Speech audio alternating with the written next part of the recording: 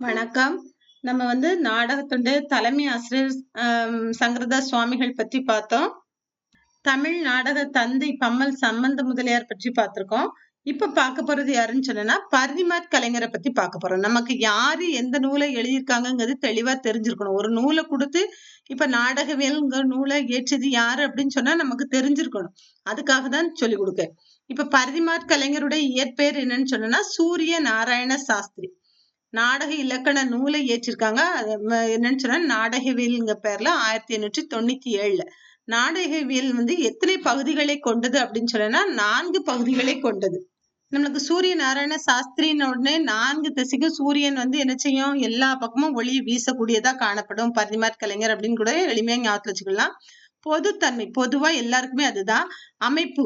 ஒவ்வொரு இடத்துலயும் ஒவ்வொரு மாரி காணப்படலாம். அடுத்து வகை, நடிப்பு. அப்ப நாடகம்னு சொன்ன உடனே பொதுத்தன்மை, அமைப்பு, வகை, நடிப்புன்னு சொல்லிட்டு, இயற்றிய நாடகங்கள் நம்மளுக்கு தெரிஞ்சிருக்கணும். என்னன்னு சொன்னோம்னா, சூரியன் எல்லா இடத்துலயும் ஒளி வீசுது. அப்போ அதே போல தான் ரூபா இருந்துச்சுன்னு சொன்னா தான் என்ன செய்ய முடியும்? கருத்துக்களை வெளியிடும்போது, அது மத்தவங்களுக்கு உதவி செய்யக்கூடியதா இருக்கும். வெறுங்கை முழம் போடாதும்பாங்க. காசு இல்லாதவன் நான் அது செஞ்சுருவேன், இத செஞ்சுருவேன்னு சொன்னா, முதல்ல சொல்றான் செஞ்ச பிறகு சொல்லு அப்படிம்போம். அப்போ என்னன்னு சொன்னா, சூரிய நாராயண சாஸ்திரி அப்படின்னு சொன்ன உடனே, பரிதிமாற் கலைஞர் நம்மளுக்கு மறக்கக்கூடாது. பரிதிமாற் கலைஞர்னோன, பரிதினோன சூரியனும் மறக்கக்கூடாது. எப்படி கேட்டாலும் தெரிஞ்சிருக்கணும். அப்ப ரூபாவதி. ரூபாவதிங்கிறத ரூபாவ ஞாபகத்துல வச்சுக்கோங்க. அறக்கருத்து இந்த ரூபா நம்மகிட்ட இருக்குன்னு சொன்னோம்னா, பிறருக்கு அறம் செய்வதற்காக தான் அது நம்மகிட்ட நிறைஞ்சு காணப்படுது அப்படின்னு ஞாபகத்துல வச்சுட்டோம்னா, ரூபாவதி அறக்கருத்து நிறைந்தது. அடுத்து கலாவதி. என்னன்னு சொன்னோம்னா, கலகலப்பா இருக்கணும் ஒரு நாடகமானது அப்படின்னா தான், அந்த இடத்துல அத பார்த்துட்டு போனவங்க நல்லா மகிழ்ச்சியா இருப்பாங்க அப்படின்னு கூட ஞாபகத்துல வச்சுன்னா, கலாவதிங்கும்போது நாடகவியலுக்கு இலக்கியமாக திகழ்வது கலகலப்பு அப்படின்னு கூட ஞாபகத்துல வச்சுக்கலாம். நாடகவியலுக்கு இலக்கியமாக திகழ்வது எந்த இயற்றிய நாடகம் அப்படிங்கும்போது கலாவதி. அடுத்து மான விஜயம் இருக்கு. மான விஜயம்ங்கும்போது என்னன்னு சொன்னோம்னா, நம்ம 11 கீழ்க்கணக்கு நூல்ல களவழி 40 புறநூல் பார்த்தோம்.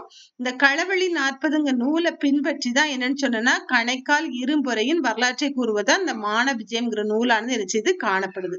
அடுத்து சூர்ப்பனகை அப்படின்னு புராண நாடகம். நம்மளுக்கு இது தெரிஞ்சிருக்கும். ராமாயணத்துல என்னன்னு சொன்னா, ராமனை சூர்ப்பனகையானவள் எப்படி ம், ஆம், பேசி பேசுவா, சண்டை போடுவா அப்படிங்கறத நம்ம பார்த்திருப்போம். அப்ப சூர்ப்பனகையினோட புராண நாடகம். பரிதிமாற் கலைஞர் 1870ல பிறந்து 1903ல மறைந்தவங்க. அவங்க இயற்றியது நாடகவியல் இலக்கண நூலை இயற்றியதை மறக்க கூடாது. ரொம்ப ரொம்ப எளிமைதான். தேர்வுல அடிக்கடி கேட்கக்கூடியது இவருடைய நூல்கள்லாம். அதனால தேர்வுல கேள்வி கேட்டு சரியான பதிலை எழுதி வெற்றி பெறுவோம். வாழ்த்துக்கள்.